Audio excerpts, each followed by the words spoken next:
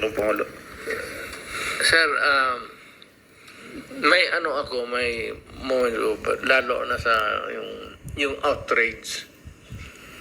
Yung hindi ko matanggap yung minsan yung pamilya na ubusin mo, patayin mo, tapos i-rape mo. Mukhang sa akin yan, sir, talagang nawiwirla ako. Nawiwirla. Masyadong Mainit. ang fuse ko dyan, Maluwag. mainit talaga ako. Alam nila yan. Kaya behave. Sir, ito tanong yun, prangka-prangka. Nandito, or citizens of this country, anong pinaka-safe na city for the longest time hanggang ngayon? Tanungin ko kayo. Noong panahon po ng tatay ko, San Juan po. Kasi sir, binaback-upan ako ng tatay mo. Ayan. O, totoo. Huwag na lang tayo ilabas na lang natin. Ang sabi ng tatay mo sa akin, sir, you do what you have to do to make your city safe. Oh. Kasi ang Davao nababalitaan na maganda. Kaya ang Davao nag-flourish. Kaya ang Davao malinis. Kaya ang Davao ngayon, anytime maglakad ka, walang gagalaw sa iyo. Alam ng tao kasi pag magkamali sila, hindi yung police, they have to deal with me. Ang dapat ako ang imbestigahin dito ko extrajudicial killing. Wala yan sila. Ako See? mismo ang... Inamin talaga ni PRRD Noong lahat. time na mayor ka, merong pulis na nag-involve sa droga sa Davao? Marami, sir. Oh, what happened to them as far as you know? Nawala Mr. na. President? Ayan sila. Sila ang may alam. O, sige, Hindi. tanungin natin sila. Mr. Sinabi President. ko. Sige. Sabihin mo, 24 hours, sabihin mo sa pulis mo. Pag nakita ko yan, patayin ko. Sige ba, I will now take the time of Senator Estrada. So, sino yung... Huwag lang, sir. Huwag ka na lang lumayo. Yan yung katabi mo. Mamaya, sir. Mamaya. Unahin ko muna itong bisita natin because we will always be with him. So, we have lots of opportunities to ask Senator Bato. He is the best performer, sir. Kaya na senador. Mr. President, can I ask ito muna sila, no?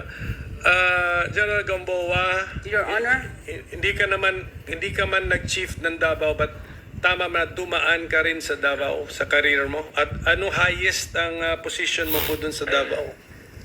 Yes, sir. I was the official spokesman of the police regional office. Then I led for 2 years. Regional. Yes. Oh, How about the yan city pala si General level? Wala, Gamboa. sir. I was never assigned to the First time city ko office. nakita yung How mukha about mo. General Sinas? Gwapo You ka were pala. never chief, diba? So, dumaan po ba kayo sa career niyo sa Davao City? Never, sir. Never. Yes, sir. Okay. How about si General Karamat? Hindi, sa mic, sir, para naka-record. Never? Sa career niyo?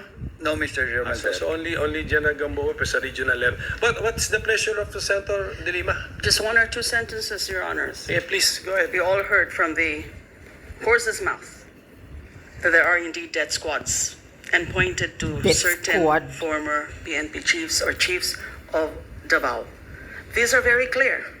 Davao death squad to liquidate criminals, suspected You see, criminals. hinuhusgahan mo na agad na may Inducing, death squad. encouraging, and prodding people to kill directly or indirectly is not part of the duty of an executive official, whether it is mayor or president. Malinaw po, yung Davao Death Squad andyan. Marami pong sinabi dyan tungkol sila Matabato and Las Cañas. So, naniniwala Colonel ka? Barma has confirmed that there is such a group, only that they are covered by code of silence. Ay, sus. Hindi po madali talaga ang kumuha ng mga pag-aamin sa mga police officials na sila ang mga inutusan para pumatay. Ang dami pong mga dinarate sila Matubato and Las Cañas tungkol sa mga specific cases of killings na yung order either pinapadaan kina Sonny Benaventura or kay Las Cañas, and at times even from then Mayor Mr. Chair. Duterte himself. I'm sorry to interrupt. Thank you, the ma'am. good Senator. Yes, you have the floor, you have the floor. Go ahead. The former senator is jumping into conclusion. Let the committee decide whether So indeed palpak ka? there is an existence of the Davao Death Squad. Senator Estrada. Palpak I si just- Dilima. Go ahead, sir. Yes, Mr. President. One statement. Kung lahat man ito, kung totoo, palayan niyo ako ng kaso. Oh, May korte. correct. At sinasabi ninyo na bakit ninyo nalaman na matay, na ganun-ganun. So, ibig sabihin may witnesses kayo. Correct. File the case in court or file the cases in court. Da. Sabi ko nga dito sa ano ko, mine and mine alone. Oh, Dilima, file a case. Gusto ko ang syudad ko maganda, malinis, at livable. At sa awa ng Diyos, ako ang nauna sa Pilipinas. Alam mo bakit, sir? Ako po'y empleyado lang ng gobyerno. I started as a prosecutor. Kaya kapa ko yung kriminalo, pati yung mga criminals. That is why, Mr. President, I was asking during my line of questioning a while ago, addressed to former Senator De Lima, why did she not file cases when she was the head of the Commission on Human Rights? Da. She investigated, allegedly, the DDS, if there is a right term for it. She did not file any cases. You were present, Mr. President, when Senator De Lima, or when she was the chair then of the CHR, you were present during the investigation, if I am not mistaken, Mr. President. Yes, sir. And the president, when I asked him, denied that there was an existence of the Davao Death Squad. My question lang, Senator De Lima, bakit hindi kayo nag-file ng mga kaso kung talagang naniniwala po kayo na meron ho talagang death squad? Why did you not file cases immediately? When he was just still a mayor. Yes, Your Honor, nasagot ko na po yun. Kailan? Yung mga pwede talagang mga maging witnesses ay hindi pa willing, takot pa na mag-testify Jesus. against DOJ the ka noon. former mayor. All right, when you were Secretary of Justice, you had all the power. You were a very, very powerful cabinet member Correct. under the Aquino administration. Why did you not pursue it? Secretary of Because at that Justice. time, wala na nga akong nagiging resulta ng mga nagiging investigation din. Because again, Madam Chair, mahirap Madam kunin- Chair, Madam Senator, you were a very, very powerful member of the cabinet during the Aquino administration. You had all the resources. You had the NBI at your disposal.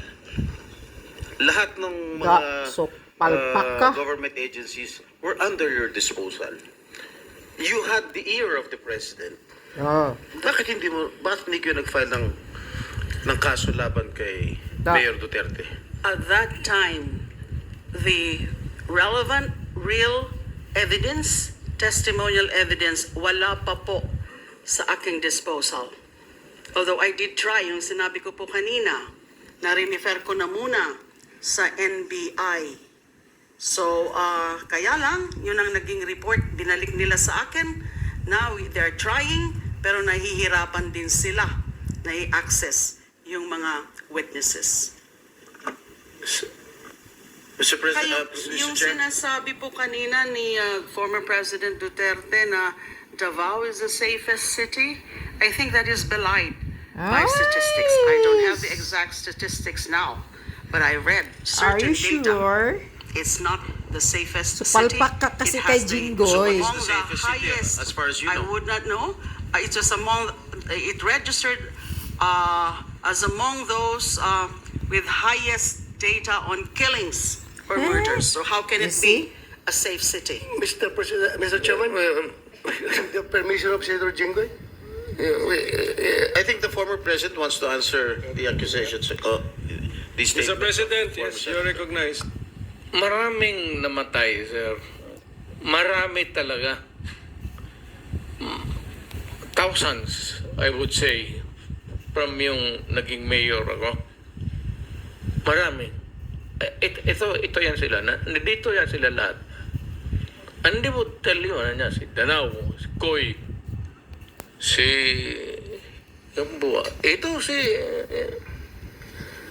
Senator Bato. Maraming namatay, pero ang namatay, sir, mga kriminal. Oh. Alam mo kasi ang Davao is a crossroad kasi ang unang nag-bloom sa Mindanao, tagaroon ka man, sir, ang Davao.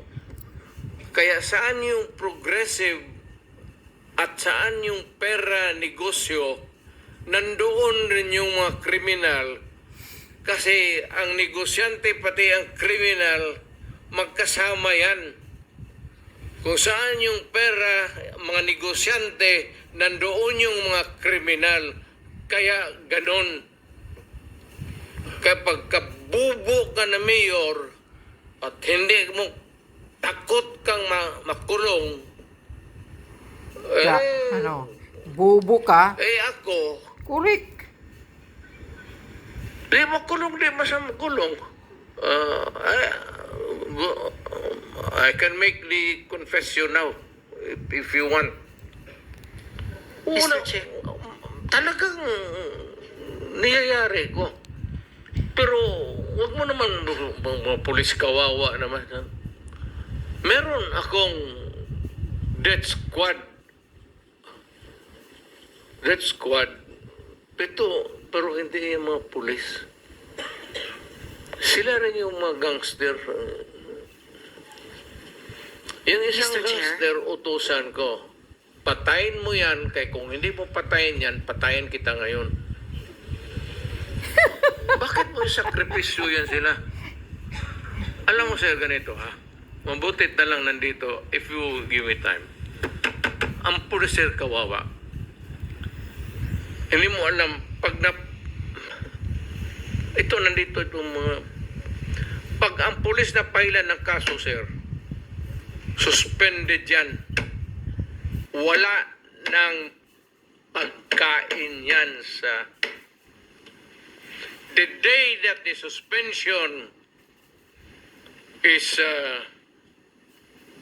issued, that day, ang pulis wala ng pagkain, ang mga pamilya nila wala ng pera, ang mga bata wala ng pamasahe, hinto lahat. Paralyze ang pamilya ng pulis. Hindi ninyo alam yan. Kaya may kaibigan kayo ng pulis, tanungin ninyo. Yan ang buhay ng pulis. Kaya protektado ko yan sila. Pagka in the fulfillment of duty, sabi ko sa kanila, magpakamatay ako sa inyo. Pero pag nag-abuso kayo, nagpatay kayo ng tao, nag-hold up kayo, nag-kidnap kayo, na ako mismo ang papatay sa inyo. Mr. President, Kayong Mr. magpaulit. President, okay, ako muna may tanong.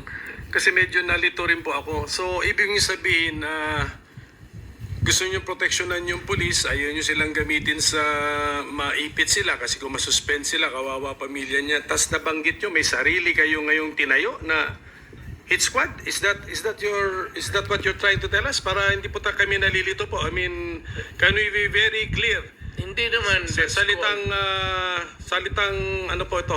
Salitang diretso. Opo. Hindi naman death squad. Basta alam ng tao sa Davao na nandyan ako at magkamali ka and you commit a heinous crime at walang mapuntahan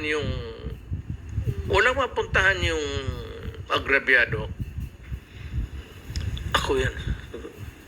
And then how do you remedy the situation, Mr. President? Or how did you remedy those situations na nalapitan ka? When I am called for another investigation, sir, sabihin ko, hindi ko man ito drama. Tanungin niyo ako ulit, tapos, well, my experience, 73 years old na ako, sir. So, in a few years, 2-3 years, may sakit na rin ako. Gusto ko iwanan yung lahat para malaman. Thank you, Mr. President. Just one last statement. Last. Your Honor, I cannot help myself. No, excuse me. Senator Estrada has the floor. Merong intervention gusto rito. If you will Sige, permit sige. it. Okay. Okay, Senator Bato, go ahead.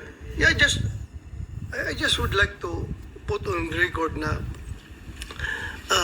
the statement of our resource person, Atty. Laila de Lima, that Davao, dinidisclaim niya palagi na Davao is not the safest place in the Philippines.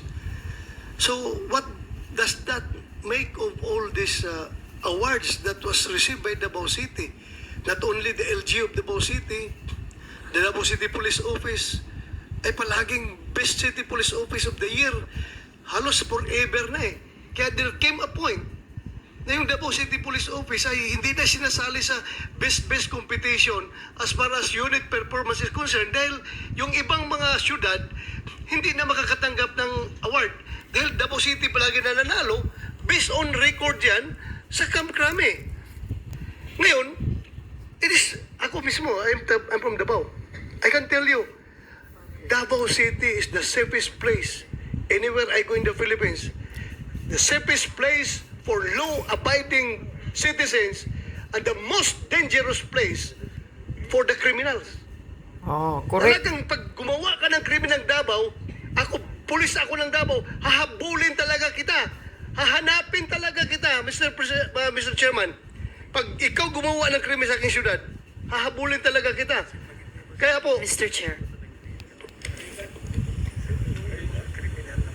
ay, para pagbigyan sila, sige, sila na naman. Sige po.